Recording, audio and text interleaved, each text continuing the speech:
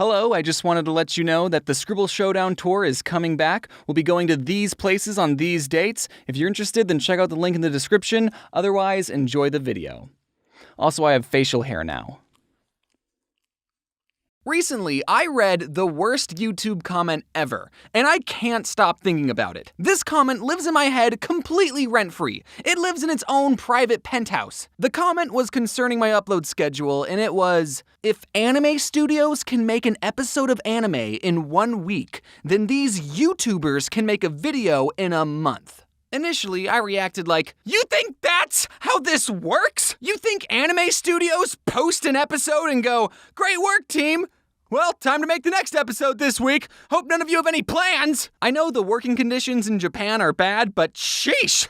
I guess all the animators are just slacking off between seasons then, huh? And as I thought about it more, I realized, I can't get too mad.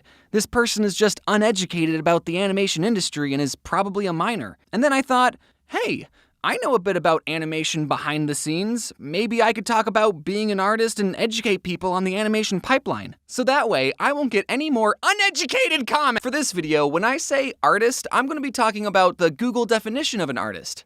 Noun, a person who produces paintings or drawings as a profession or hobby. You know, the pen and paper artists. I'm not really going to be talking about artists who make music or birthday cakes or take black and white photos of sunsets because I want to talk about cartoons. I make cartoons. Now, it should come to no surprise that I'm pro-artist. Well, not a pro-artist. Are you kidding? I know my skill level. I still can't draw fingers. What I'm saying is I will support anyone who wants to make art. If you're making art as a hobby, then that's a really great creative outlet, and having something physical as an end result is incredibly rewarding. But if you want to turn making art into a full-time job, you might want to sit down and consider a few things.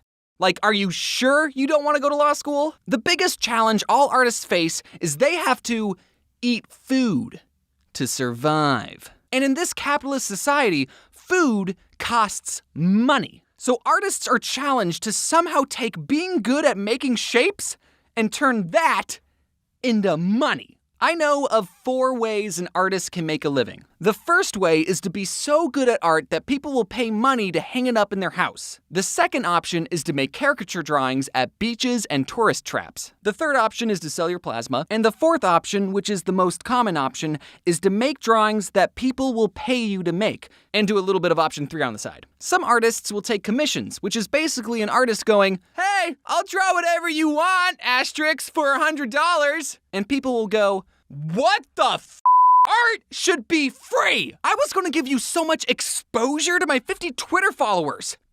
Or people will go, I want you to draw this cute animal character I made, and while at first your price might seem a bit high to the uneducated, I understand that art is a time-consuming process and you need to eat too.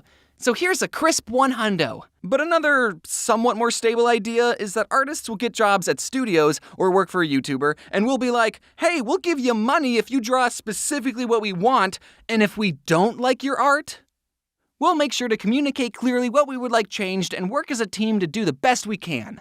Or you're fired! And that leads us into animation. An important thing to remember for animation is that drawings equal time plus money. Exactly how much time? Well, to answer that one commenter's question, no, an anime studio does not make an episode of anime in 1 week. I think. South Park is what making an episode in a week looks like. And truthfully, that's very impressive. I take months trying to figure out what the heck I'm even going to talk about. Making a single episode of a cartoon from scratch takes about 2 years. Don't believe me? Well, let's see what Yakko from the 2020 Animaniacs has to say in the very first episode. At least, we still think there's a President Trump. You see, the writers are writing this in 2018. Now that doesn't mean it took 26 years to make the first season of the Animaniacs. There's a lot of moving parts that happen when producing an animated TV series. For starters, the whole season of the show gets made at the same time. While the writers are writing episode 12, the storyboard team is boarding episode 3, and the design team is designing the bowling shoes that are going to be worn in episode 6. And it's someone's entire job to make sure that everyone's doing their job. This is called the animation pipeline. And there's so many other departments that I could honestly make a whole other video about this pipeline. If you're interested, I'll do it. But just know that it takes roughly 2 years to make a season of a cartoon show, and that's why when shows reference memes, they're extremely outdated. You know, like a boss! It's beautiful, isn't it? This exterior nighttime city skyline background? This background was drawn by one of my background artists, Annie Loomis, and it took 7 hours to make. And it was used specifically for this clip. If it wasn't for the Cats movie, I would have thought Hollywood knew what they were doing too. It lasted for 4 seconds. 7 hours of work, 4 seconds of content. So before we continue, I'm going to make you all sit and appreciate this background for another 4 seconds so I can double the value of this background.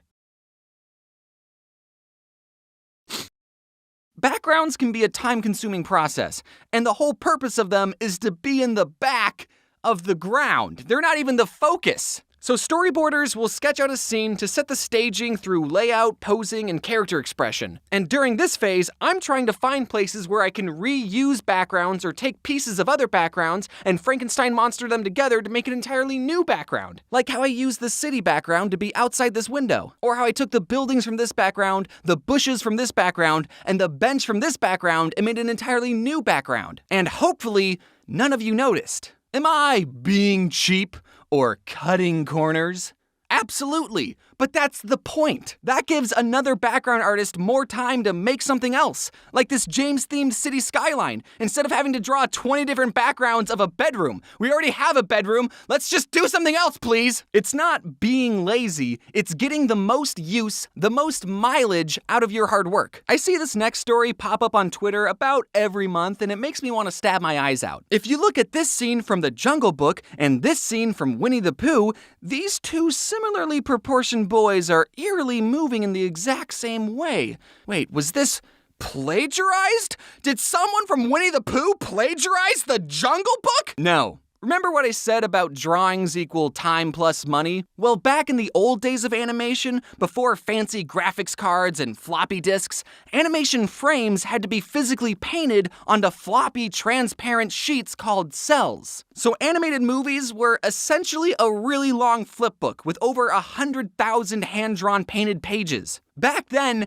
drawings equaled even more time and even more money. This whole sequence had to not only be drawn 24 times a second, but it also had to have the correct timing to look like a little boy was jumping on rocks. Just because you drew 24 Mowglis doesn't mean they're gonna look good when you play the frames together. So if you're making a cartoon movie in the 70s and you need a scene where a young boy character is just being a dude and throwing rocks, and you need a really climactic fight scene, are you gonna spend the time and money drawing another boy throwing another rock when someone else already did that 10 years ago? Or are you gonna reuse the animation the studio already made and then have more time and budget to make an even epicer fight scene? If these movies were from 2 different studios, then yes, that would be a completely different story. But Disney owns this movement of our boy Mowgli, so they're allowed to use that movement on our boy Chris. Turning your art into a full-time job is very difficult. I'm extremely lucky to not only have this opportunity, but to be able to build an amazing team of talented artists to create these cartoons and share them with you. And because of you watching these videos and supporting me,